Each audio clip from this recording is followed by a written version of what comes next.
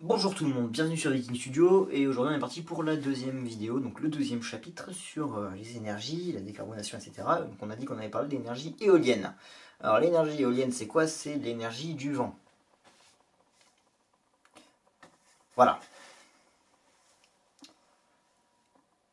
Putain, si ça marchait avec les friendzone, l'énergie éolienne, je peux vous dire que rien qu'avec moi on aurait de l'énergie à vie sur Terre. Enfin les friendzone, les râteaux, les vents, tout ça, voilà. Hein?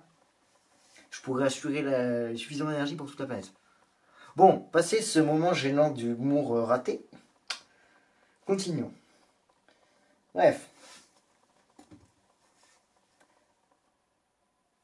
L'énergie éolienne, donc c'est l'énergie des éoliennes.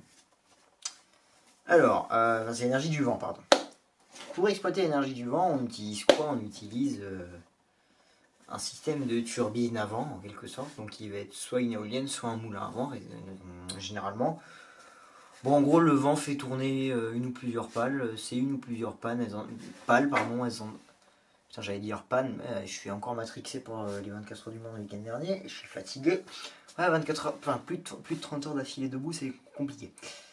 S'endormir, hein, bien sûr, avec plus de 30 heures. Bref. Où en étais-je? Donc, en fait, vous faites tourner un élément, donc par exemple sur des éoliennes, hein, cet élément que le vent va entraîner, donc généralement une pale, ça entraîne une dynamo pour produire de l'électricité. Sur un moulin à vent, ça entraîne des meules, etc. Bref, le concept est simplissime. Hein. On va pas réinventer la roue. Hein. Donc, excusez-moi, petite soif. Cette vidéo est sponsorisée par la marque de boisson. Non, je déconne. Alors, donc, votre vent, il entraîne un élément. Et vous pouvez soit produire de l'électricité, moudre du grain, moudre quelque chose, entraîner votre manque de vie sociale, etc., etc. Vos échecs sentimentaux aussi peuvent être entraînés par le vent, mais bon. Bref.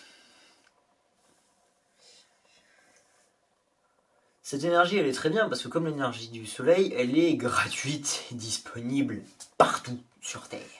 Problème, on n'a pas du vent tout le temps. Et contrairement au soleil où vous pouvez prédire quand est-ce qu'il va faire nuit, pour le vent, les prédictions, c'est un peu moins fiable. Ce qui fait que les éoliennes, il me semble qu'elles tournent peut-être quelque chose comme 25% du temps. Ah oui, parce que petite précision, si vous n'avez pas assez de vent, vous ne pouvez pas pouvoir faire tourner. Si vous avez trop de vent, vous ne pourrez pas faire tourner non plus. Sinon, vous cassez le matériel. Bref, une énergie qui est intéressante, par exemple pour un moulin, c'est très intéressant. Pour l'électricité, ça peut être intéressant. Ça va dépendre de où est-ce que vous l'installez. Comme pour le solaire, où est-ce que vous l'installez, quelle technologie vous prenez, etc., etc. Mais le problème, c'est que vous avez ce phénomène d'intermittence. Et alors, si vous avez couplé ça qu'avec des panneaux solaires, le jour où il fait nuit, où il n'y a pas de vent, c'est la merde. Bref. A bientôt pour le prochain épisode des descriptions des sources d'énergie. Et on parlera de l'hydroélectricité. Allez, ciao.